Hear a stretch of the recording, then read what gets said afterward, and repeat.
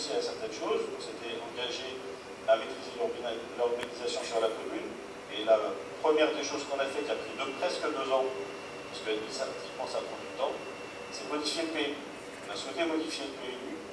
Rappelez-vous, en 2020, on sort du Covid, on commence à voir fleurir des projets immobiliers un peu partout sur la commune, dans des zones résidentielles, dans certains lotissements, avec des hypothèses de petits collectifs à R+1, R+2, R+3, même jusqu'à R+4 dans certains quartiers.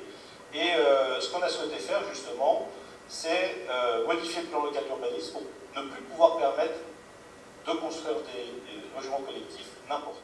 On ne peut plus construire en zone pavillonnaire de logements collectifs. On a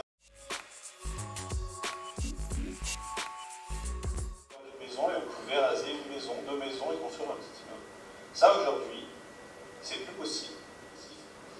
Idem sur les hauteurs. Aujourd'hui, vous ne pouvez plus construire dans ces lotissements plus haut que la hauteur d'une maison. Donc, il peut y avoir des projets, mais par contre, ça ne peut pas dépasser plus haut qu'une maison.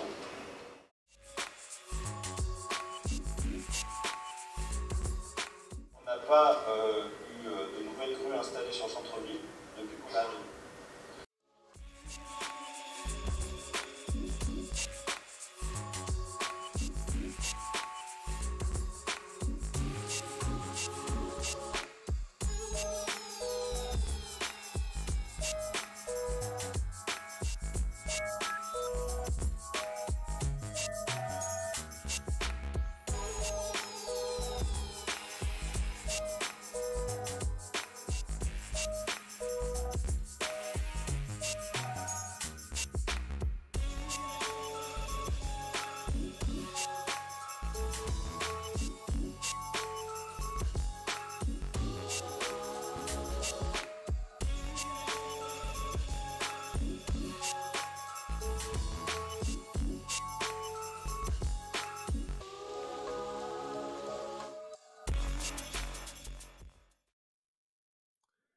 Voici donc l'avis de la mairie, avis qui a été demandé par le service urbanisme de Grand Chambéry pour instruire le permis de construire modificatif pour raser donc 2 maisons et construire 2 immeubles de R+4.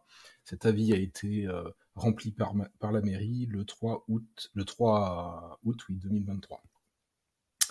Bon, il y a la description du projet, on voit que c'est rue Richelieu, donc à côté du stade de rugby actuel. On se rend compte que là, le document a priori n'est absolument pas rempli, toutes les cases sont vides, appréciation des risques, permis transféré, risque de contentieux, etc. Voilà, rien n'est rempli. Sur la voirie, sur les accès, bon, Grand Chambéry demande son avis à la commune, mais a priori, il n'y a pas grand-chose d'exprimé. Insertion du projet par rapport à l'environnement existant, sachant que ce projet il est dans une zone pavillonnaire, là on n'a rien qui est rempli non plus. Finalement, il y a une croix qui a été faite pour l'avis du maire qui est favorable, sans aucune justification, et donc on voit que ce document a été signé par Madame Dorman, donc l'adjointe à l'urbanisme de la commune, pour le maire.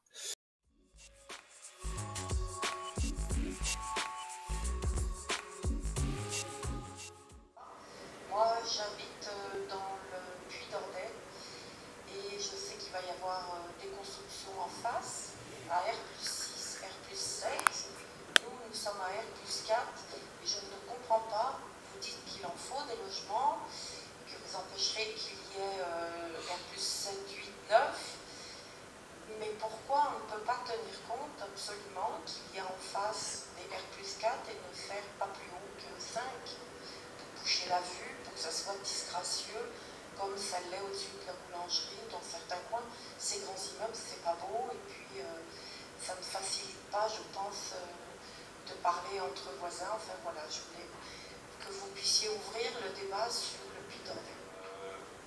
Voilà, c'est embêtant, effectivement. Après, le front bâti, je crois que c'est R+6, effectivement, si vous avez R+4 à côté. Normalement, l'idée, c'était, de l'époque, c'était que la rue de la Concorde soit à la même hauteur. Donc on est normalement à la même hauteur que le dernier bâtiment qui a été construit.